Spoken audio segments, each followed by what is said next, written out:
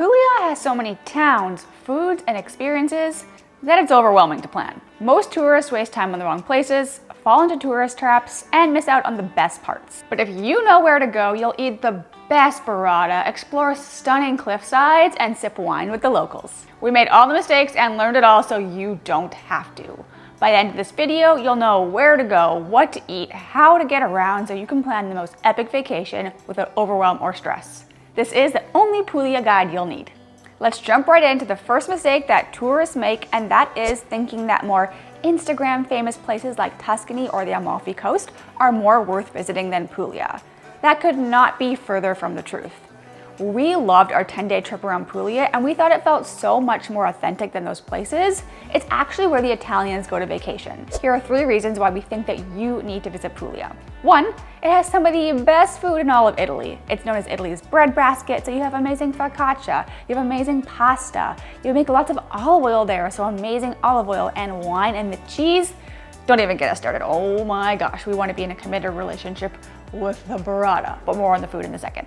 The landscapes are incredible. You have cities on hills. You have whitewashed buildings that kind of look like Greece. You have these old cave-like medieval cities, and you have amazing, gorgeous beaches with the bluest water. There really is like a landscape for every kind of traveler, or you can see it all on one vacation. We also found it way more affordable than Tuscany or the Amalfi Coast or Rome. So if you're wanting to get some Italian vacation without breaking the bank, Puglia is an absolutely incredible region to pick. Mistake number 2 that you might make when you're planning your trip to Puglia is just thinking you're going to wing it. When you look at the map of Italy, Puglia, the heel of the boot, looks really, really small. And it is small, but it's also a lot bigger than you might think once you get there. So many tourists think they'll just use 1 or 2 cities as a base, like Bari, and then they'll do day trips to explore the region. But this means you're gonna be wasting a lot of time driving around. So you really need to have kind of an itinerary and a plan so you can make the most of your time. Let us know in the comments, are you more of like a wing it kind of person, just like show up and see where the wind takes you on vacation? Or do you like to have every waking moment planned to a T? Or are you somewhere in between? We are more of a wing it couple, but we are very glad that we actually planned our trip to Puglia because it made it so much better. A couple tips to plan your trip. Just like the rest of Italy, try to avoid the summer. This is the busiest time. It's when the Italians are going to Puglia. It's when everyone else in the world is going to Puglia because it is becoming more popular on social media. It is still a bit of a hidden gem, but there are more people coming. So if you can, go on the shoulder seasons, which is spring, like April or May, or the fall, September or October. We were there early October, still warm enough to swim, absolutely beautiful, but we didn't feel like we were surrounded by other tourists and fighting for space and selfie sticks and you know, the whole thing. As far as where to stay, we love road tripping around and staying in different cities every day or 2. But if you don't want to do that, we recommend having at least 3 cities that you use as different bases for different parts of the region, so you're not wasting too much time driving around. And that would be Bari for the north part of Puglia, Ostuni or somewhere around there for the center, and then Lecce for the southern part of Puglia. Now, as far as how long to stay, you could see some of the like touristy highlight cities in just a few days, but if you're watching this video and you're like us, you probably want to go off the beaten path and experience the real Italy, and you're not going to be able to do that if you just have a couple days. So if you want to get the best of the region, we recommend around 10 days to 2 weeks. This will allow you to not travel too quickly and to see some of the most beautiful, authentic towns in the region that were our favorite. And mistake number 3 is assuming that the public transportation in Puglia actually works. It is much different than the rest of Europe and even the rest of Italy. The guidelines and the schedules are just that. They are just guidelines. Sometimes the bus shows, sometimes the train shows, sometimes they don't. And the whole region is not very well connected. So if you do choose to only use public transportation, you're gonna have to go to all the same cities that every other tourist who decided to not rent a car goes to as well. So you're gonna be running through Pagliano a Mare, Monopoly, or Albero Bello with everybody else fighting for space and fighting to get your picture. But if you take our advice and don't make this mistake and you rent a car, you're gonna be able to go off the beaten path to experience the real authentic Italy and the most adorable, quaintest cities in the region, and those hot spots too if you decide to do them. Now that we've established that you need to rent a car in Puglia, suddenly I'm Italian, I don't even know, if you want to have the most authentic experience, mistake number 4, is making sure that you know the rules of parking, which we didn't, which means we got a parking ticket and we had to stand in the Italian post office, sandwiched between everybody else for 2 hours on the hottest day of the year, only to pay our parking ticket and then 5 months later get an email saying it was not paid, so it could still be out there. I don't know, but learn from our mistakes and know these 4 simple rules about parking. 1, if you see blue lines on the road, means great to park, you're okay to park, but it is paid. So look for a meter. Even if it's hard to see, there is going to be a parking meter. Make sure you use it.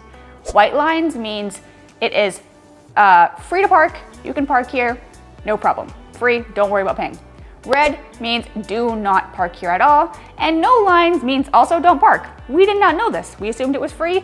That's where we got our parking ticket. So look for white or blue lines when you're parking your car. Now let's get really practical and talk about planning your itinerary. So mistake number 5 is not doing enough in-depth research or watching this video to see the other cities that you could visit and just relying on Pinterest or Instagram for where to go, because you're gonna see some beautiful cities that way, but you're gonna see the tourist hotspots. And if you like to explore off the beaten path and do places like a local, make sure you boop that like button so we know that we're in good company. You need to see a more wider range of cities in Puglia. So we have a whole itinerary and a guide of every single place that we went, where we stayed, what we ate, what we liked. We'll link that in the description below. We also have a foodie road trip video where we did the whole of Puglia to find the most traditional, authentic food, which you can watch. But here's kind of a breakdown of some of the cities we think you must not miss when you're creating your itinerary. Number 1 is Bari. This is the biggest city in Puglia. It's the capital of the region. We have a whole video where we did 24 hours exploring what to do and where to eat, which we'll link below. A lot of people don't like Bari. We thought it was really kind of cool. It was vibey, it was gritty, there was a lot to do. It's not as beautiful as some of the other cities, but you should absolutely see it, at least make a day or two, especially if you're going to use it as a base for the north part of Puglia. Next up, we have Instagram famous Polignano a Mare. It is gorgeous. There is going to be a lot of people there, but it does have some great beaches, and this is the quintessential Puglia shot that you'll see all over your Instagram of that amazing jaw-dropping cliff overlooking a beach. You're gonna get that in Polignano a Mare. Number 3 is Matera. So technically this is not Puglia. This is the Basilicata region, and it is about an hour from Bari. But if you have a car, you can't miss Matera. This is the oldest city in all of Italy and one of the oldest cities in Europe. It's like a cave city. It is crazy. It's all stone. It's very hot at midday, but the sunrises and sunsets are incredible. And we stayed at the most amazing Airbnb there. You have to stay here, overlooking the whole city, glass of wine at sunset. Don't miss Matera. Make sure you plan enough time to see it because this is one of our favorite cities in all of Italy. Next up is Ostuni, which is the beautiful whitewashed city on a hill. It's gorgeous. We loved it, but this is one of the most popular tourist cities. So we only went just for the day and spent one night and left, and we thought there was plenty of time. It's really small. There's one main street which just has a lot of like touristy souvenir shops, a little bit more overpriced restaurants. So you can see it, but I wouldn't plan to spend a ton of time there unless you're just wanting to sit down and people watch for a couple days. Next up, we have our favorite city in the whole region, Ceye Messapica. I think I'm pronouncing that right. I was saying Segli Messapica, and all the Italians were like, that doesn't exist. Where are you guys going? So look it up on a map. This place is so cute and so authentic. A local that we stayed at their Airbnb said it has the best preserved and most authentic old town of any of the cities in the region, and we totally agree. It was amazing. But why we really like it is it's the gastronomic kind of capital of the region, and it's known for its food. It has an incredible food scene, and it just felt so authentic. Pro tip, because it is that more, I keep saying authentic, but because it is that more authentic experience and it isn't overrun with tourists yet, English is a little harder here, but you will still totally get by, especially if you use Google Translate. You also can't miss the beautiful city of Lecce. This is in the south of the region. It's called the Florence of the South, and we totally agree. It has the most gorgeous Baroque architecture, literally like stunning churches around every corner, gorgeous old town, but it's also a college town, so it has this really fun vibe, great food, good cocktail bars. It is a good place to base yourself for the south of the region, and you can spend a couple days here because there is so much to do. Next up is the most Instagram famous town in the whole region, Alberobello. Everyone told us this is a do not miss because it's all of these little fairy tale white truly houses with their little pointy roofs. So we were so excited to go. Turns out everybody else was really excited to go too because I think the whole of Puglia is in Alberobello. There are so many people here and it really didn't make it a great experience for us. So we do recommend seeing it. We just went for the morning, we walked around, saw it, took a couple pictures, got some lunch and left. I don't recommend staying here. I don't recommend spending a lot of time here. It does really feel like it's just for the tourists. So if you want to see that, go for it, but I would not allow a lot of time on your itinerary. You know what I mean? The last place you cannot miss is one that we've never seen anyone recommend, but it was one of our favorites, and that's Casa Massima, or the Blue City. You may have heard of the Blue City of Morocco, but Puglia has one too, and it's only 30 minutes drive from Bari, so this was a great one to do as a day trip. It is really small, you only need a morning or an afternoon, but the old town is all this beautiful shades of this kind of robin's egg blue. There's flowers. It's very sleepy because a lot of tourists are not going here. So this is the place to go, get a focaccia, stroll, wander, just spend the morning and really soak up the authentic Italy. Now, if you're still watching this, comment focaccia so we know you're still here. Now, budgeting for your trip. Mistake number 6 is getting hit with the hidden costs. So there's 2 hidden things that you need to know about. One is the coperta, which is the cover charge, and this is at restaurants, and it covers things like your water or your bread. A lot of times you won't see it on the menu, but then you're going to get your bill and be like, it said it was $10, why is this $15? And that's because the coperta is included. That's anywhere from $1 to $3 per person per meal. Number 2 is the tourist tax, and this is all over Italy, but the prices do range all over the country. We found in Puglia it is $2 per person per night, and you almost always have to pay this in cash. So keep loose change around. Even if you pay online on booking.com, you're gonna check in and they're gonna say, hey, you're here for 2 nights, there's 2 of you, that's $4 per day, so an extra $8. Please leave it on the table in cash. So just pro tip, carry some loose change around so you can cover yourself for these tourist taxes and not be scrambling last minute, which we did almost every single day. Now here's a kind of general guideline on what to budget. The following costs are what we spent every day as a couple, so that's for 2 people. So for food, we spent around $60 to $100 per day, and how that breaks down is we normally went to a bakery for breakfast and just got like a focaccia or a cornetto, which is a croissant filled with the best pistachio cream in the world. For lunch, we usually got sandwiches because, oh my gosh, when you go to Italy, you have to eat so many sandwiches. They're filling, they're cheap, they're so good. They'll ruin you for any sandwich when you come home ever again. And then for dinner, we went to like a nicer date night kind of spot, and that brought us to that $60, $100 per day, which we thought was great. We were satisfied. We had some amazing food for that price range. For alcohol, we spent around $50 to $20 per day, and that usually worked out to about 2 glasses of wine per day, which is about $5 to $7. The wine in Puglia is amazing, like the rest of Italy. Sometimes we did have like a fancy craft cocktail because we do love those, and that was more in the $12 to $15 range, a little more similar to what you pay at home, but the wine is cheap, it's amazing, so stick to the wine, you're gonna be happy. Hotels, we spend around $80 to $120 per night. We consider our travel style to be like a bougie backpacker, so we're not budget, we're not luxurious, we're kind of somewhere in the middle, as long as it's got a roof over our heads, it's clean, and most importantly, it's in a great location. That's all that matters to us because we're almost never there. And that $80 to $120 really checked all the boxes for us, and we thought this was a great range for accommodation per night. Rent-a-car we thought was so affordable at around $35 per day. Let us know in the comments if you think that's affordable. Compared to what we're used to paying in the States, we thought it was dirt cheap. It was about $25 a day for the actual car and $10 a day per gas. If you are worried about driving in Puglia, honestly, a lot of it is back farm roads, so it is pretty simple. There are some narrow roads, so just drive with caution, go slow so you can give way and pull over if you need to, but it isn't like driving in other crazy parts of Italy like Sicily or Rome. You'll be fine, and it is so worth it, like we said, to have a car and not have to rely on bus schedules or train stations. Get a car. So affordable, you can't miss it. Let's talk about what to actually do in Puglia for an authentic experience. So mistake number 7 is going to visit the Bari pasta grannies and thinking this is a local experience. I'm sure you've seen this on Instagram. You've seen all the little grannies with their bright colorful pasta rolling their orchietti in the streets. And this is a tourist scam. We were told this by our cooking class instructor. We did some research when we got home, and turns out Italy is cracking down on them because these grannies are actually taking factory-made orchietti and pretending to roll it on the streets and then selling it.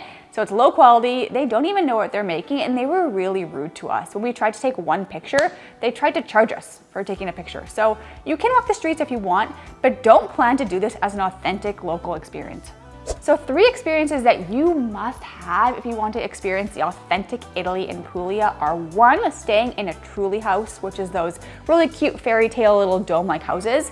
If you rent a car and you stay outside a city center, you can find masserias, which are working farms, and a lot of them have these truly houses. Our favorite was Masseria Lo Giazzo. It's gorgeous grounds. The trulies are so cute. The people are so hospitable, and the breakfast. I mean, just look at it. Waking up, sitting in the garden with this gorgeous homemade muffins, fresh jam, fruit that they picked that morning. It was one of our favorite foodie experiences and just kind of local experiences in all the region. Number 2 is doing the cheese making experience at Masseria Fragnite. We have a whole video, which we'll link here, documenting it.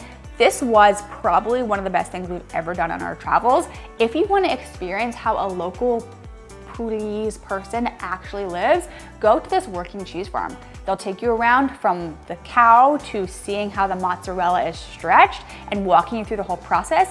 And then the best part, you get to go sit on these gorgeous farm grounds, drink the best rosé wine, and literally eat your body weight in cheese. I've never had so much cheese. We took some home and it was the best, freshest cheese. You have to do this if you want authentic and you love food. 10 out of 10 recommend. And number 3 is a cooking class. We loved the full day experience that we did in Lecce at the waiting table, which is one of the most award-winning cooking classes in the region, because it really was more than just food. It was about the land and learning about how the locals live. We made pasta, we learned how to taste wine and olive oil, but we also went to the markets, the veggie market and the fish market, just to see how they would eat and learn about different aspects of the region. And it was a really well-rounded, all-encompassing cooking class that we just cannot recommend enough. We have a video on it, which we'll link below if you want to kind of see the experience.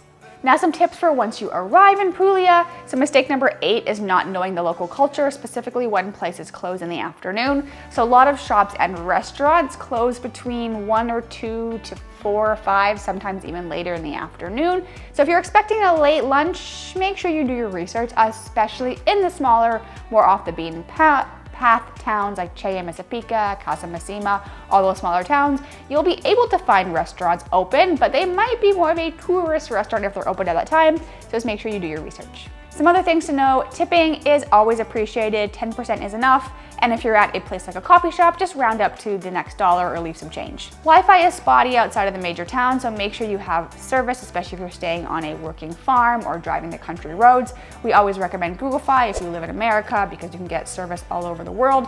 But if you can't have that, either get a SIM card at the airport, or our favorite backup is Airalo. It's an app that you can get eSIMs everywhere, and we always recommend those options for staying connected when you travel.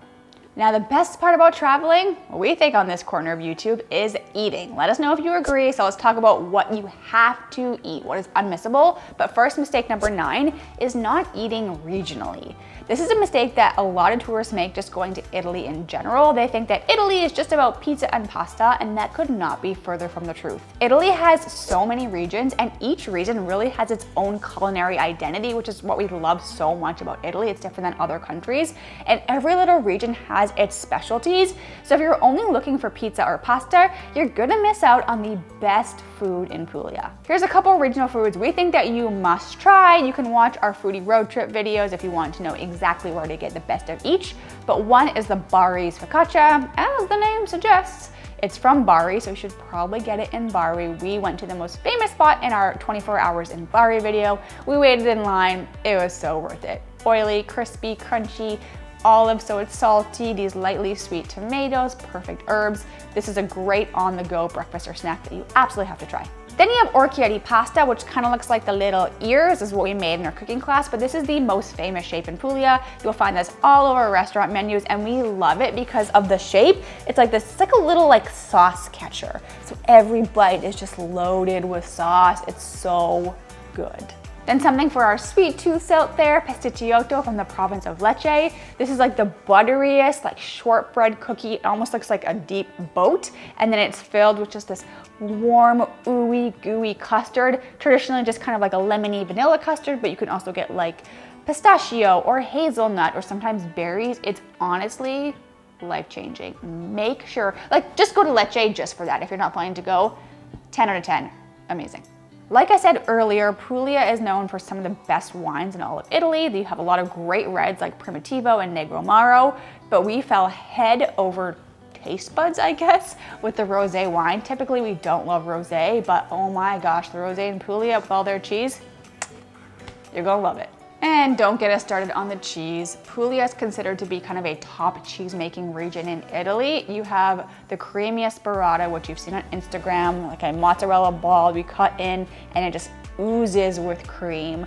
Or our favorite and the most traditional cheese in the region, Caciocavallo, which is this aged, really salty cheese. And there's so many other varieties, especially if you do the cheese making experience where you sit and you eat it with the wine, you're gonna eat your body weight in cheese.